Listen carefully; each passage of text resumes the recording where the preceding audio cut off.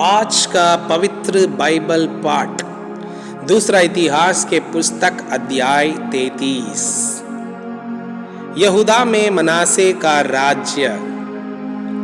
जब मनासे राज्य करने लगा तब वो 12 वर्ष का था और यरूशलेम में 55 वर्ष तक राज्य करता रहा। उसने वो किया जो यहोवा की दृष्टि में बुरा था, अर्थात उन जातियों के घिनौने कामों के अनुसार जिनको यहोवा ने इज़राइलियों के सामने से देश से निकाल दिया था।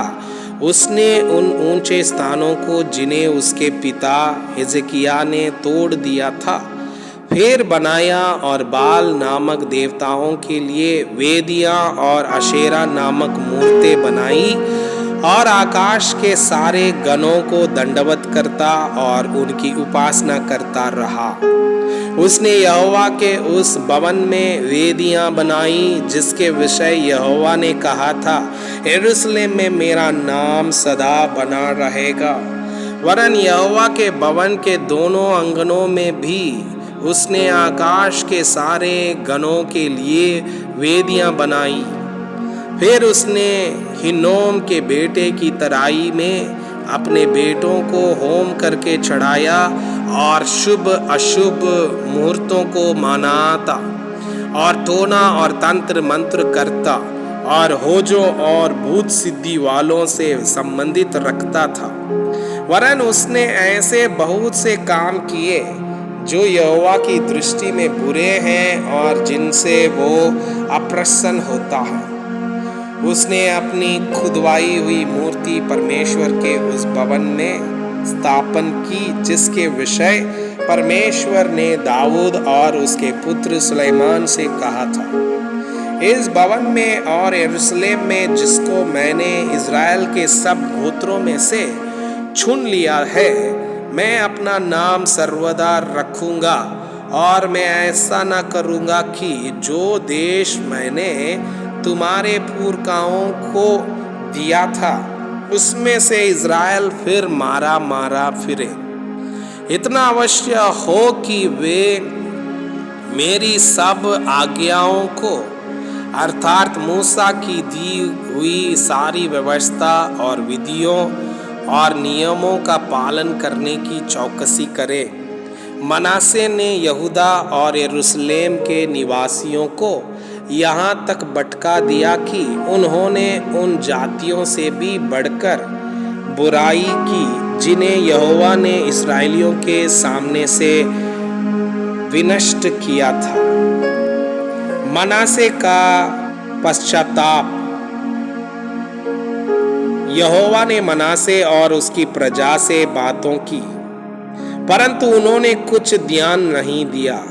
तब यहोवा ने उन पर अशूर के सेनापतियों से चढ़ाई कराई और ये मनासे को नकेल डालकर और पीतल की भेड़ियों से झड़कर उसे बेबीलोन को ले गए।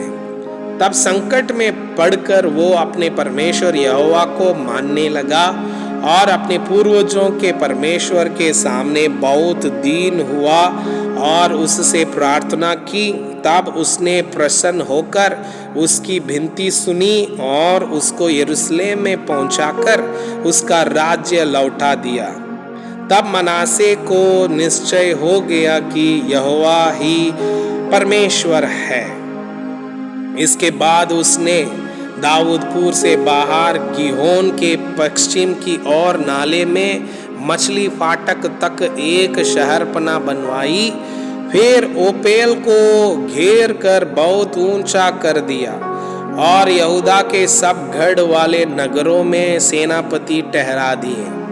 फिर उसने पराये देवताओं को और यहोवा के भवन में की मूर्ति को और जितनी वेदियां उसने यहोवा के भवन के पर्वत पर और यरूशलेम में बनवाई थी उन सबको दूर करके नगर से बाहर फेंकवा दिया। तब उसने यहोवा की वेदी की मरम्मत की और उस पर मेल बलि और धन्यवाद बलि चढ़ाने लगा और यहूदियों को इज़राइल के परमेश्वर यहोवा की उपासना करने की आज्ञा दी। तौवी प्रजा के लोग ऊंचे स्थानों पर बलिदान करते रहे, परंतु केवल अपने परमेश्वर यहोवा के लिए। मनासे के राज्य का अंत और उसकी मृत्यु। मनासे के और काम और उसने जो प्रार्थना अपने परमेश्वर से की और उन दर्शियों के वचन जो इज़राइल के परमेश्वर यहोवा के नाम से उससे बातें करते थे, ये सब इस्राएल के राजाओं के इतिहास में लिखा हुआ है। उसकी प्रार्थना और वो कैसे सुनी गई और उसका सारा पाप और विश्वासघात और उसने दीन होने से पहले कहाँ ऊंचे स्थान बनवाए और अशेरा नामक और खुदी हुई मूर्तियां खड़ी कराई, ये सब होशे के वचनों में लिखा है। अंत में मनासे अपने पुरखाओं के संग सो गया और उसे उसी के घर में मिट्टी दी गई और उसका पुत्र आमोन उसके स्थान पर राज्य करने लगा। यहूदा में आमोन का राज्य। जब आमोन राज्य करने लगा तब वो 22 वर्ष का था और यरूशलेम में 2 वर्ष तक राज्य करता रहा। उसने अपने पिता मनाशे के समान वो किया जो यहोवा की दृष्टि में बुरा है।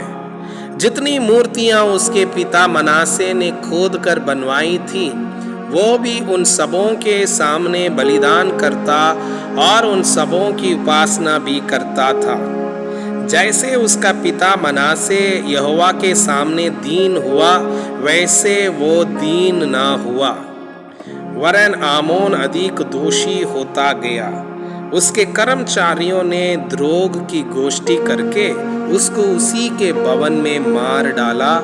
तब साधारण लोगों ने उन सबों को मारा डाला जिन्होंने राजा आमोन से द्रोह की गोष्ठी की थी, और लोगों ने उसके पुत्र योशिया को उसके स्थान पर राजा बनाया। मैं आपसे यह अनुरोध करता हूँ कि कृपया आज का बाइबल पाठ को अध्ययन करें और जिन वचनों के द्वारा आप प्रभावित हुए उसे अपने कॉपी में लिखें और आज दिन भर इस वचनों को अपने जीवन में अभ्यास करें।